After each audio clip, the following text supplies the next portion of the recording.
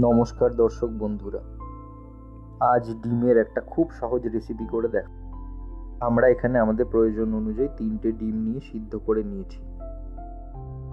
চৌকো চৌকো করে কেটে নেওয়া ডিমের পরিমাণ অনুযায়ী আলু, একটা মাঝারি মাপের পেঁয়াজ গ্রেট করে নেওয়া, একটা মাঝারি মাপের পেঁয়াজ কুচি করে নেওয়া, কিছু পরিমাণ আদাকে থেতো করে, সামান্য পরিমাণ কাঁচা লঙ্কা কুচি, স্বাদ অনুযায়ী লবণ, 1 চামচ হলুদ গুঁড়ো, 1 চামচ ধনে গুঁড়ো, 2 চামচ জিরে গুঁড়ো, 1 চামচ লঙ্কা গুঁড়ো, 2টো মাঝারি মাপের তেজপাতা এবং জিরে। এবার একটা বাটির মধ্যে চৌকো করে কেটে নেওয়া আলুগুলোকে সেদ্ধ করে নিয়ে তার মধ্যে সেদ্ধ করা ডিম, কুচিয়ে নেওয়া পেঁয়াজ,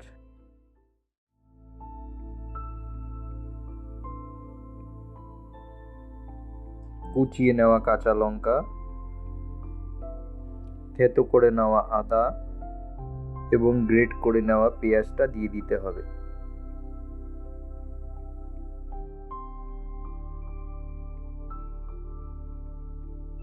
এবার লবণ ও হলুদ সহ সব রকম মশলাগুলো ওই বাটির মধ্যে দিয়ে দিতে হবে।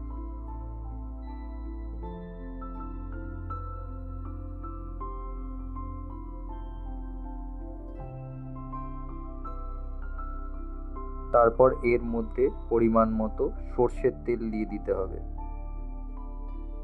এবার সবগুলো দিয়ে খুব ভালোভাবে একসাথে কিছু সময় ধরে মেখে নিতে হবে। একটু বেশি সময় ধরে এটা মাখলে স্বাদটা আরও বেশি ভালো আসে আর সব কিছু খুব ভালোভাবে মিশে যায়। সেই কারণেই একটু বেশি সময় ধরে এটাকে একটু মেখে নিতে হবে।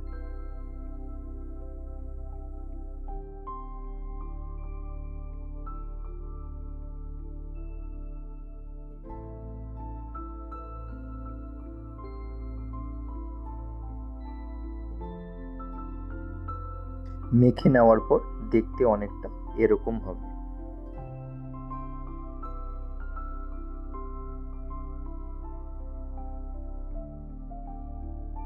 এবার কড়াই গরম হয়ে গেলে কড়াইয়ে সর্ষের তেল দিয়ে দিতে হবে। সর্ষের তেল গরম হয়ে গেলে তার মধ্যে 1 চামচ জিরে ও তেজপাতাটা দিয়ে দিতে হবে। তেজপাতা এবং জিরেটা খুব হালকাভাবে ভেজে নিতে হবে। তেজপাতা ও জিরেটা হালকাভাবে ভাজা হয়ে গেলে এবার মেখে রাখা ডিম সিদ্ধ সহ আলুগুলো কড়াইয়ের মধ্যে দিয়ে দিতে হবে।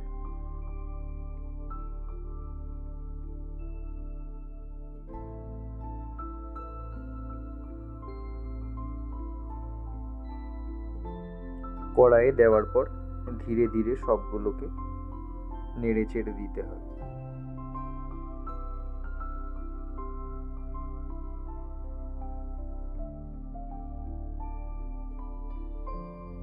এবার কিছু সময় ধরে এটাকে কড়াইয়ের মধ্যে নাড়াচাড়া করে একটু কষিয়ে নেওয়ার মতো করে নিতে হবে। মশলাগুলো এরকম ডিম ও আলুর গায়ে লেগে ধরলে তখন ঝোলের জন্য সামান্য পরিমাণে জল দিয়ে দিতে হবে। জল দেওয়ার পর খুব ভালোভাবে নেড়ে চেড়ে দিতে হবে।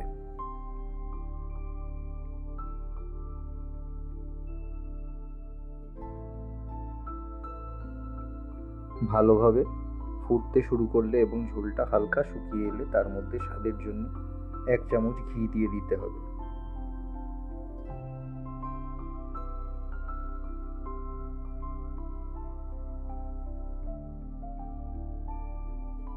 ঘি দেওয়ার পর নাড়াচাড়া করে 5 মিনিট পর নামিয়ে নিতে হবে।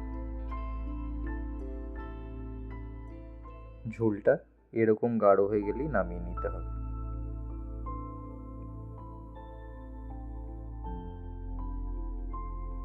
আপনারা এই রেসিপিটা অতি অবশ্যই বানিয়ে খেয়ে দেখবেন। আশা করি আপনাদের ভালো লাগবে। আমাদের এই সহজ রেসিপিগুলো যদি আপনাদের ভালো লেগে থাকে তাহলে অবশ্যই চ্যানেলটি সাবস্ক্রাইব করুন। সকলে সাবধানে থাকবেন, সুস্থ থাকবেন।